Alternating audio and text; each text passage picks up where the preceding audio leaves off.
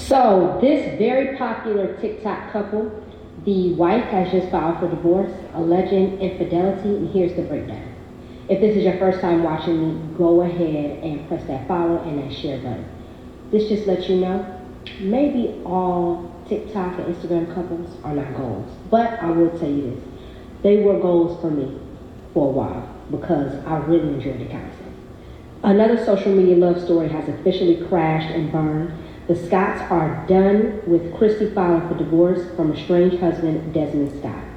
TMZ obtained the court docs out of Harris County, Texas, in which Christy cited alleged infidelity as the reason she sought the split, saying it completely wiped out any reasonable chance of reconciliation.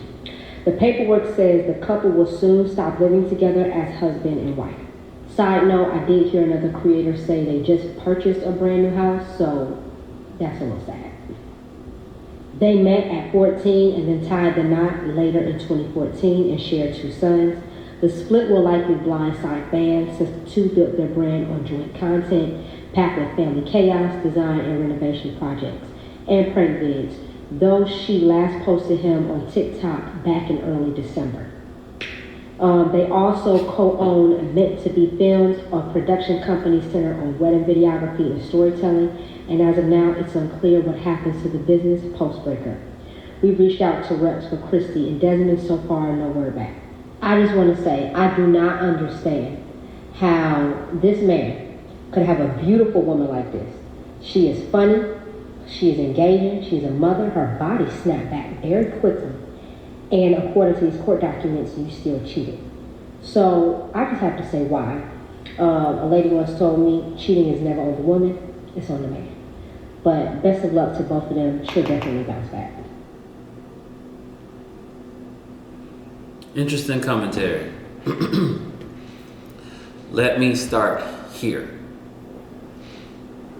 I think it's so easy for us as humans to get caught up in a story, a good story. You know, we love a good narrative. We love from the bottom to the top story, or from we've been together since 14 to now, you know, like we're married, we have a family, we have riches. Not like it's a beautiful story, a great narrative. We love that stuff. But it just seems like we so often prefer fantasy over reality. We'll never know the extent of what people are wrestling and dealing with in their home. Whether it's a celebrity, an A-list celebrity, B-list celebrity, C-list celebrity, or just a common everyday person. Couple, should I say. Everyday couple. We'll never know what's going on in their home. I personally don't like get much out of like celebrity lifestyle. Like I really don't. I don't. And this is not a brag. It's just something I never got caught up in. And I'm thankful for it, but I'm sure it could have easily happened to me as it happened to some people. Some people are just like really deeply engulfed or engaged into that. And it's like, they just love it. Like the young lady reading it, she's like, they were goals for me. It's like, I don't know enough celebrities to even know who would be a goal for me in terms of like relationship and marriage. But that's a whole nother story. But we'll never know what's going on in these people's homes.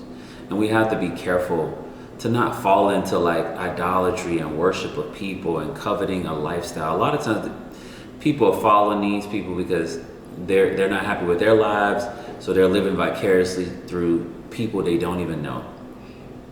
She talked about something that someone told her, that cheating is always on the man. I think stuff like that is so immature to regurgitate. I think infidelity is just poor no matter which way it goes. And because we don't know what's going on in their marriage, it says she filed, and according to what she read, it was saying that the man cheated, but we really don't know. Like, let's be honest. People say all types of things, and you just don't know. it's a possibility it's true as well. But what I try not to do is to get caught up in this type of like gossip and desire to keep up with people that I don't know, and to be entrusting my goals, my aspirations to people who are human just like you and I. And when I say trusting, but looking to them for the inspiration and the fuel. Because I've always said this, if you're looking to someone as your inspiration, as your fuel, when you get where you want to get, and you've arrived to be like where they are or be in the same circles, now what's going to fuel you next? You know, I just always think like we need to have healthy inspirations and be fueled with the right things, not be fueled because we're coveting what someone has. Like, I want to get there just so I can get what they have. Like, that's not healthy in my opinion, you know? And I'll say this, just because a man has a beautiful wife or because a woman has a good looking husband, that doesn't mean people don't cheat. That doesn't mean people don't wrestle with other things. Like a marriage is more than just looks. It's like, how virtuous are you? How peaceful are you? How considerate and thoughtful are you? How kind are you? How do you respond when your feelings are hurt? What do you say to a person when you feel like they're not understanding you? To me, those things carry more weight. Like, yeah, it's good to look over and see a woman and be like, wow, my wife is bad. You know what I'm saying? Or for a woman to look at her husband and be like, my husband is good looking.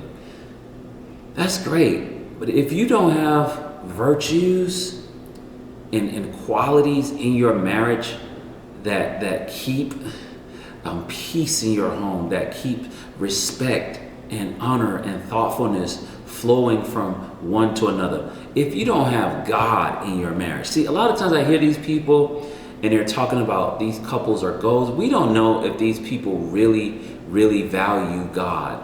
God created marriage. He has determined what keeps a marriage he not only has he determined, but he knows what keeps a marriage healthy.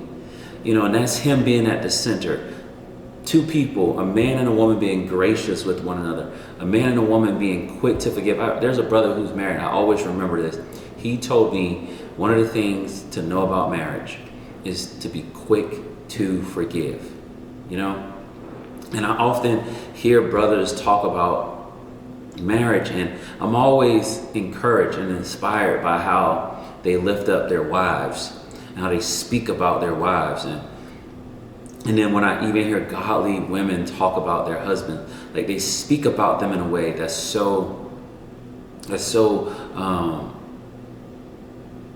pure and beautiful and revering. Like there's this honor there that I just find it to be just so wholesome.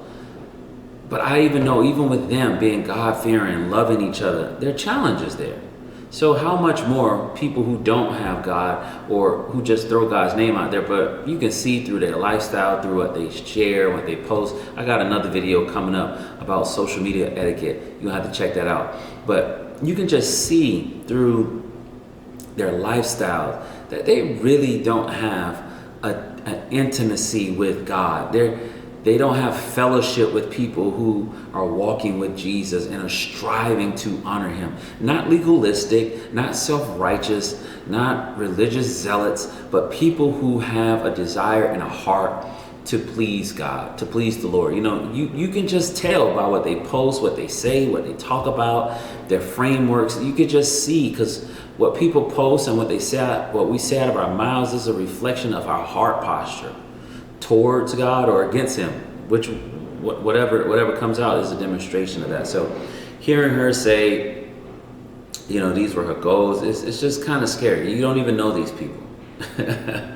You don't even know them. But I do, and I don't want to act like I'm too logical to understand. I do understand how we all can get caught up in a narrative and can see something and it just seems so beautiful. Like, oh, they've known each other since 14. They're both nice looking people and seem to have like this rags to riches, got it out the mud kind of storyline is easy to attach to, but it's important that we keep ourselves and our aspirations out, out of just not, man, how do I want to say this? I'm all tongue-tied about it. That our aspirations and our desires and our goals are not attached to what we see based off somebody's lifestyle and what we see on the internet, because we don't know what's going on the inside of that, right? I also think it's important for us to stay out of people's business.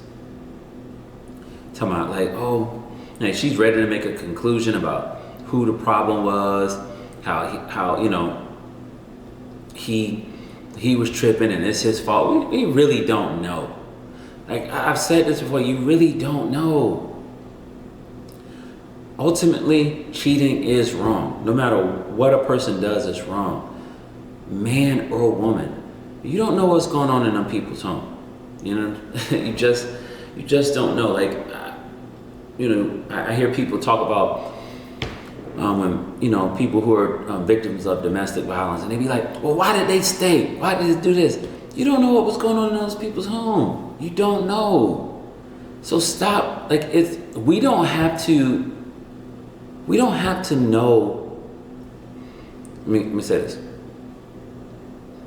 We don't have to be in the know of who did what in somebody else's marriage, in someone else's home.